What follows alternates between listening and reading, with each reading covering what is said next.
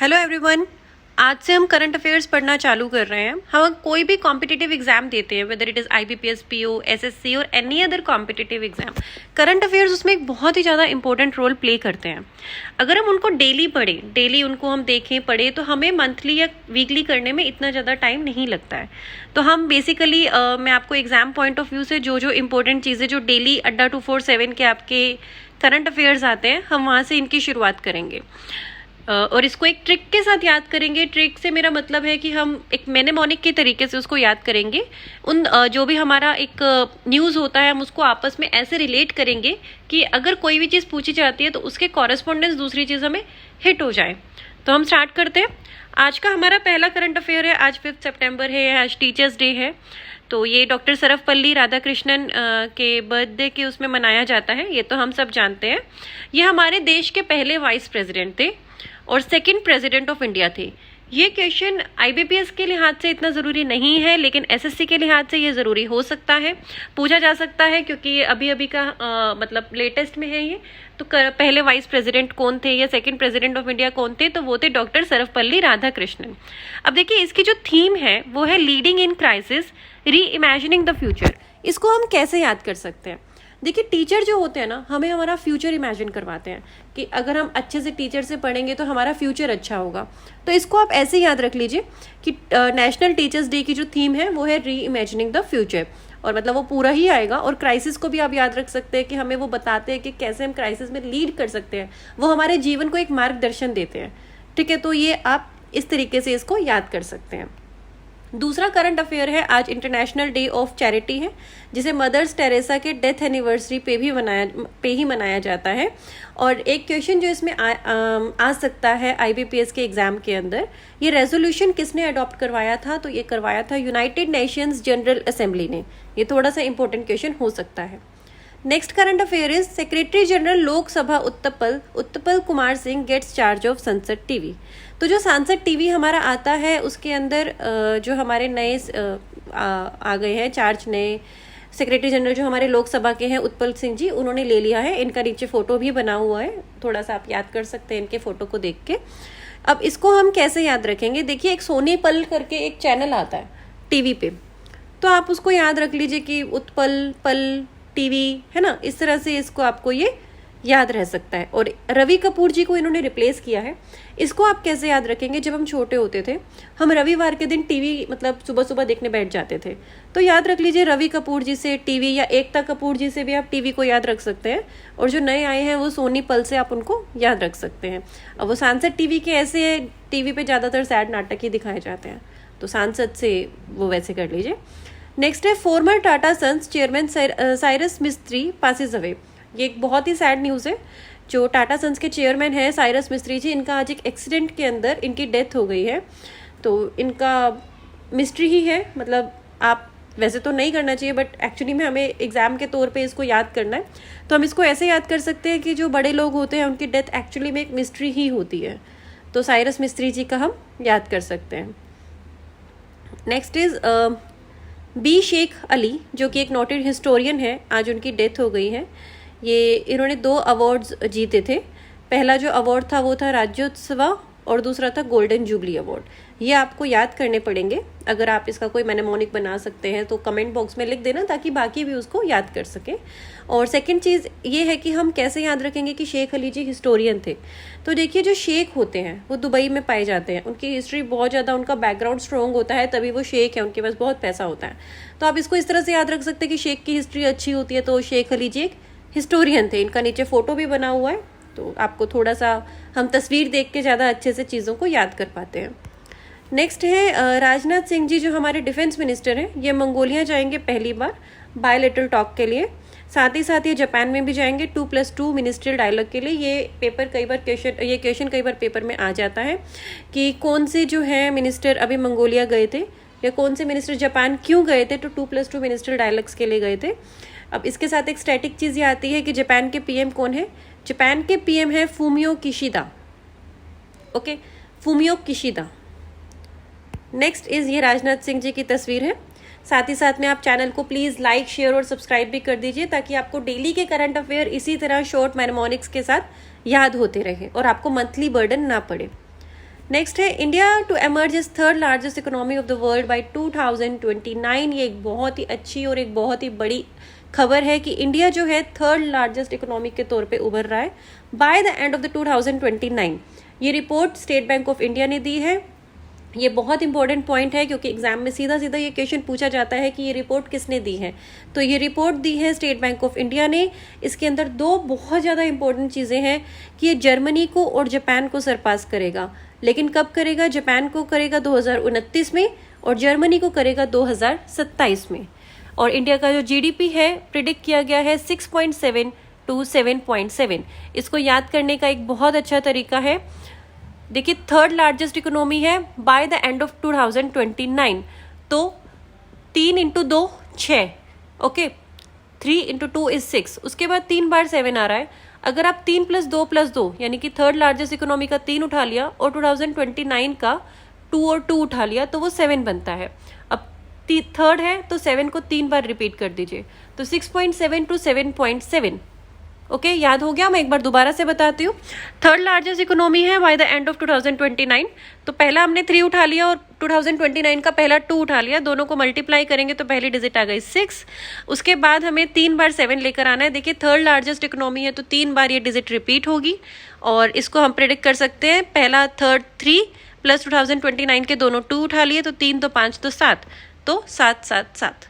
Okay, next है हमारा unemployment rate जो है वो 7.6% हो गया है।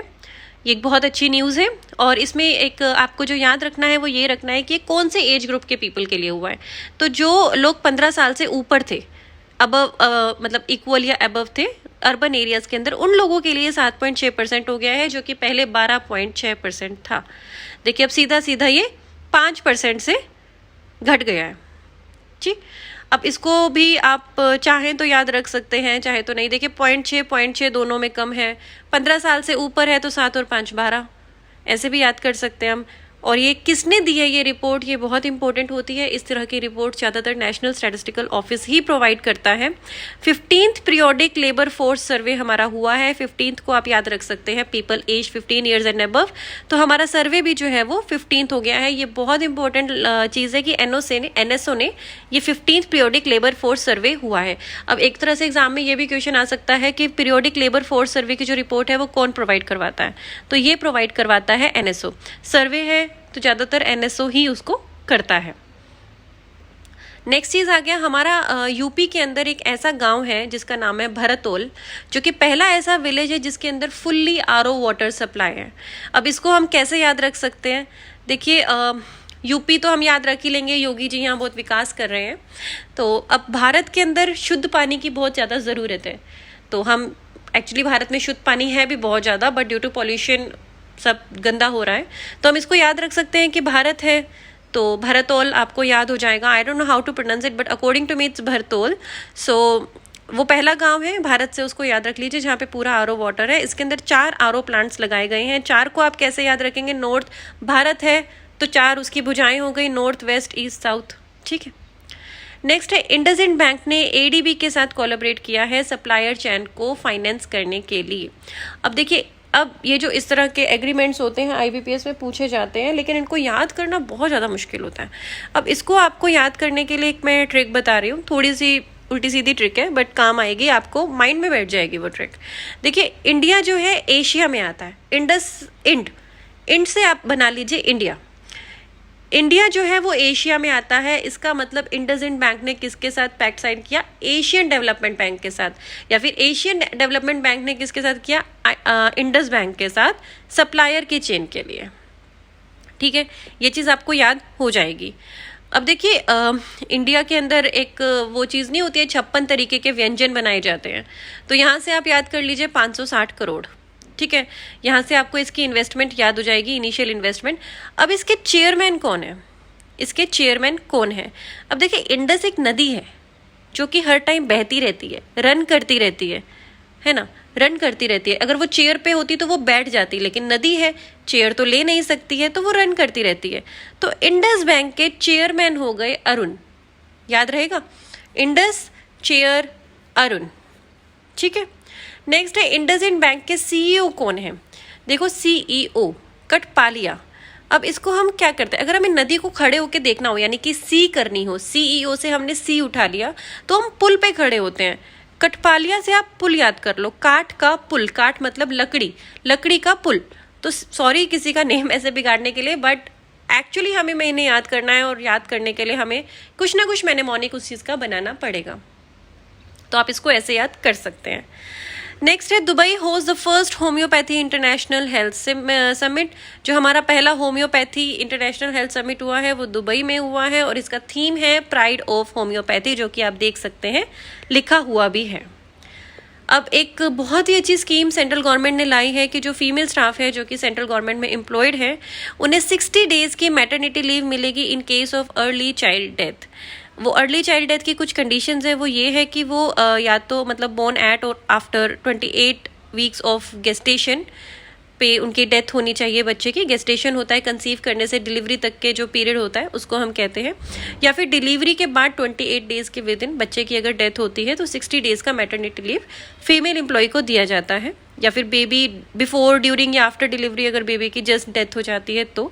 अब इसमें एलिजिबिलिटी आएंगी सेंट्रल गवर्नमेंट का जो फीमेल स्टाफ है और उनके 2 बच्चों से कम है, और ये सिर्फ एक अप्रूव्ड हॉस्पिटल के अंदर चाइल्ड बर्थ अगर हुआ है तो ही ये स्कीम एप्लीकेबल है। नेक्स्ट है CCRAS, यानी कि central council for research in Ayurvedic sciences. Okay, उन्होंने एक स्पार्क प्रोग्राम देखिए आयुर्वेदिक है तो ये भी आयुर्वेदिक ही होगा, तो ये वही है, studentship program for Ayurveda research can इन्होंने लॉन्च किया है आयुर्वेदा स्टूडेंट्स के लिए। इसमें बस आपको सीधा सीधा याद रखना है, CCRAS का फुल फॉर्म पूछा जा सकता है, स्पार्क का फुल फॉर्म पूछा जा सकता है, तो ये आपको रटना पड़ेगा, ठीक है। देन है एप्लीकेशन प्रोसेस, आजकल सब कुछ ऑनलाइन हो रहा है तो एप्लीकेशन प्रोसेस ऑनलाइन रहेगी। अब आती है फाइनेंशियल सपोर्ट इनको 50,000 रुपीज़ का दिया गया है, ठीक। नेक्स्ट है एक Hyderabad liberation day government of India ने अप्रूव किया है, जो कि 2022 से 23 कंप्लीट ईयर ये चलाया जाएगा। ये एक इंपॉर्टेंट करंट अफेयर तो नहीं है, बट स्टिल आप इसको याद रख सकते हैं। Then is Meghalaya CM Conrad K Sangma launch rural backyard piggery scheme, ठीक है। तो मेघालय के जो CM हैं, अब आप यहाँ से इनके CM याद रख सकते हैं, कॉनरेड के सांगमा। इनको हम कैसे याद रख सकते हैं कि ये मेघालय के CM है। देखिए मेघ होते हैं बारिश, बादल, ठीक है। अब हम जो पुराने अगर हिंदी गाने देखेंगे तो बादलों के संग संग वो चलते थे और गाने गाते थे, तो मेघालय यानी कि मेघ और संगमा का हम संग उठा लेंगे, तो मेघ और संग, इस तरह से आप उसको ट्रिक बना के याद रख सकते हैं। अब इसके अंदर आपको चाहिए फिगर्स थोड़ी सी याद रखनी है, यानी कि 15.18 करोड़ रुपए का इनिशियल इन्वेस्टमेंट इसमें है। 4 वेराइटी के इनकी हाई यील्डिंग वेराइटीज हैं 6000 फैमिलीज में। अब देखिए 15.18, 4 और 60, इनको आप रिलेट करके देखिए। 15 4s are 60, तो यहाँ से आप 15 4 60 याद कर सकते हैं, ठीक है। 15 4 60 याद हो गया, और 6 में से 3 अगर आप माइनस कर देंगे तो वो 6 को 3 से मल्टीप्लाई कर देंगे तो 18। आपको इसी तरह से याद रखने पड़ेंगे। आप थोड़ा सा इसको 3-4 बार इस चीज़ को रिवाइज करेंगे ना तो आपको ये दिमाग में बैठ जाएगी कि हाँ ऐसी भी कोई चीज़ थी। नेक्स्ट इज इसमें एडिशनल 25 करोड़ रुपए दिए गए हैं जो कि सेकेंड फेज में होंगे। अब देखिए मेघालय की कैपिटल है शिलोंग, मेघालय के चीफ मिनिस्टर हम कर चुके हैं, और मेघालय के गवर्नर है सत्यपाल मलिक। इसको हम कैसे याद रखेंगे, देखिए मेघों के ऊपर हमें गवर्न कर रहा है, कौन कर रहा है, हमारा मालिक, तो मेघालय के गवर्नर हो गए सत्यपाल मलिक। हम इसको ट्रिक बना के ऐसे याद कर सकते हैं। नेक्स्ट इज लद्दाख के लेह के अंदर first ever mountain bicycle world cup होगा जिसका नाम है UCI MTB eliminator world cup. इसमें UT ऑफ लद्दाख के administration plus cycling association of India, obviously अगर साइकिलिंग है तो एसोसिएशन तो इन्वॉल्व होगी ही होगी, और लद्दाख के जो लेफ्टिनेंट गवर्नर हैं वो हैं RK माथुर। कौन है, RK माथुर। अब जो नए CMD आ गए हैं शिपिंग कॉरपोरेशन ऑफ इंडिया के 5 साल के लिए, अब इसको हम कैसे याद रखेंगे, जब भी शिपिंग मतलब पूरा टाइम पानी में, उसके लिए हमें बहुत कुछ त्याग करना पड़ेगा, तो BK त्यागी जी ने त्याग किया और शिपिंग कॉरपोरेशन ऑफ इंडिया के नए CMD हो गए। ट्रिक आप समझ गए होंगे। और ये इसका हेडक्वार्टर ऑब्वियसली मुंबई है because Mumbai is all surrounded by water. इसका हमें फाउंडेशन याद करने की ज़रूरत नहीं है। नाइट स्काई सेंचुरी लद्दाख में बनी है। देखिए लद्दाख में 2 चीज़ें हुई हैं, पहली हमने साइकिलिंग वाली पढ़ी थी और second is night sky sanctuary, ये हैंडले लद्दाख के अंदर हुई है। अब जो हमारे US प्रेसिडेंट है बैरक ओबामा, उन्हें एमी अवार्ड मिला है, उनकी एक नेटफ्लिक्स में डॉक्यूमेंट्री आई है, उसका नाम है आवर ग्रेट नेशनल पार्क। देखिए ओबामा जी जो है बहुत ही ग्रेट पर्सन है, बहुत फेमस हुए हैं और इनके अगेंस्ट आज तक कुछ भी हमें नेगेटिव सुनने को नहीं मिला है, किसी भी तरह की कंट्रोवर्सी में नहीं रहे हैं ये। तो हम इसको याद रख सकते हैं that our great Barack Obama. तो इनसे इनका ये डॉक्यूमेंट्री आपको याद हो जाएगा। प्रोड्यूस्ड बाय हायर ग्राउंड, वो बहुत ही हायर ग्राउंड्स पे थे हमारे बैरक ओबामा, तो हायर ग्राउंड आप उसको वैसे याद रख सकते हैं।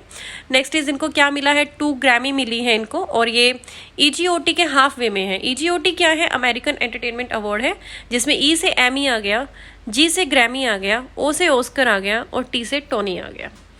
नेक्स्ट एक बुक है divorce and democracy, a history of personal law in post independence India. इसमें इनके जो ऑथर हैं वो है सौम्या सक्सेना, ये SSC में भी पूछा जाता है, बुक्स एंड ऑथर।